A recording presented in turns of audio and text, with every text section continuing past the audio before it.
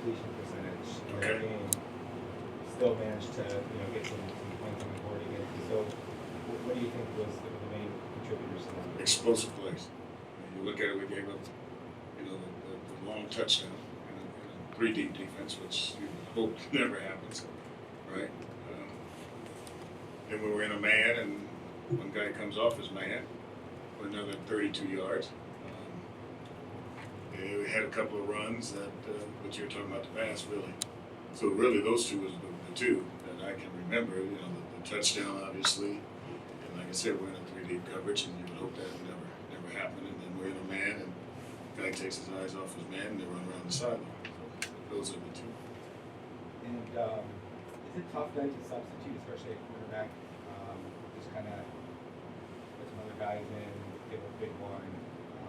Well, you know what happened? One guy got one of our corners cramped up or something like that. So that's when we made the change. And as soon as we made the change, a couple of plays later, they found him and got him. So it wasn't that we were trying to substitute him. It just happened that way. Does it feel like it's tough in terms of like how thin that you might be in some spots? No, we're thin at spots, but we were still thinking. My thoughts are, let's play as much as you can, and if you need a break, we'll give you a break.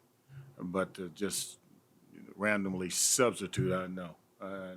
Just let the guys play.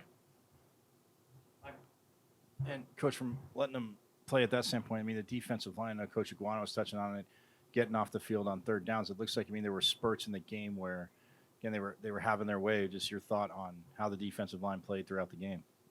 Well, I think they played relatively good. The third down situations is like you said. There's times we had 3 and outs, 4 and outs, a couple of fives. Then we had a couple of 8, 9, 10 play drives. Those things did happen. But up front, I don't know how many sacks we had. I can't remember. But up front, we stopped the run, but again, we had the 2 long runs. One of them I'll take the credit for the one, and I probably shouldn't have made that particular call on first down. Wasn't a great first down call for the run. It was probably better for a third down for the passing situation. Sometimes you try to make things happen and you get what you ask for. That's what happened. So that was the one run that came out right, well, I don't know, early in the game. Guy running around for about 25 yards. And even though it was a situation where you think somebody should have had the guy, the tackle got up on him, cut him off, and gets up the field. And I'm saying a word in the box because I know it shouldn't have been called. So I got to take that one for sure. I can hear you.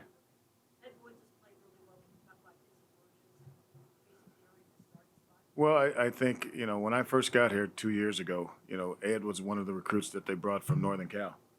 And when I was just coming back from, the pro, and I saw this kid, and it was Ed, and I was like, wow. He had all the intangibles. He could change directions. He got his hands on the ball. He was physical. And that was his freshman year. And he didn't play much then. And then the COVID year came up, I believe. That might have been the COVID year, yeah. And then last year, we had the older guys playing, so he never got an opportunity. This year, he had some family issues that he had to solve at home. So all those things over the 3 years, he hadn't been able to actually concentrate on playing football.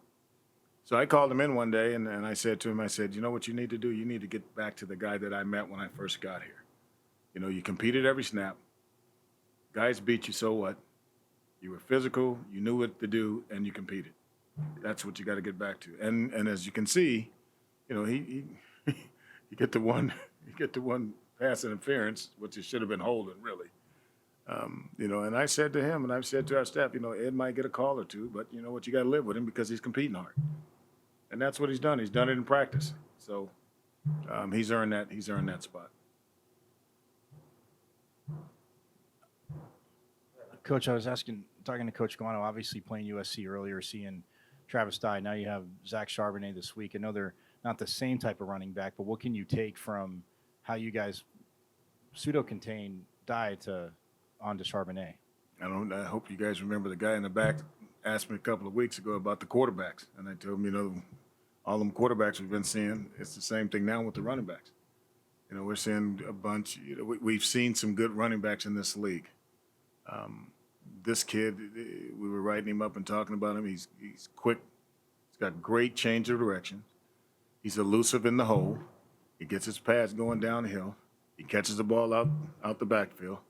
And when he gets down low, he can get an extra yards because he's powerful. So obviously we got to stop the run, and he's probably, you got two of those guys back there. The quarterback's also a dangerous guy when he's got his hands on the ball. So you got to pick your poison. But the bottom line is you got to stop the run, and he's the guy that's managing the run first. So you got to get him stopped.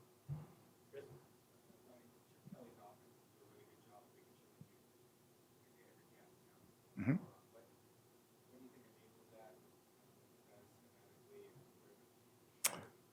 Well, we're looking at it right now. The thing that he does that you really have to be prepared for is all the motions and change directions and misdirection plays. At the same time, the RPOs. At the same time, he can throw the ball down the field. At the same time, he can get the quarterback on the perimeter. So, what he's really doing to you is making sure you play 11 on 11 football. Some people say you got 9 on 11 or 10 on 11, but he's making 11 on 11 because you got to account for that quarterback on the perimeter. So that's what he's doing. And you know what else he's doing? He's putting up points. No matter what you say, you look at whoever they played, he putting up points. And that offense is clicking because, in my opinion, he gets guys running laterally, and he gets guys looking at bad eyes, and next thing you know, it's an explosive play here, and you're looking at the quarterback. Next thing you know, the running back's down the middle. I think that's what he's doing well. He's scheming, and the other thing is he's still with the tempo. The tempo catches you too. If you get caught with the tempo, you're trying to get lined up. Well, he's already got the play, and they already know where they're going. They're on the ball and they're going. So you go back and look at him. He's got the tempo. He's got the misdirections. He's got the quarterback. He's got the running back. And they're scoring points. They must be playing pretty good defense, too, because I haven't looked at the defense when it's all said and done. Getting the ball back to him.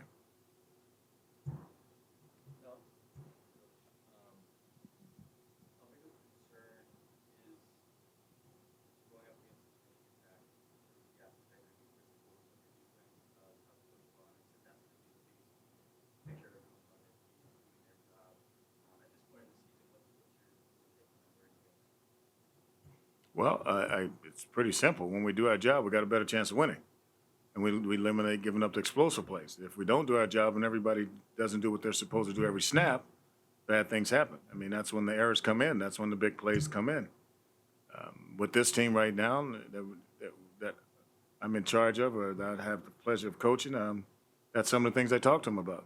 When you're a good defense, you don't give up explosive plays. You stay where you're supposed to play and you do your job.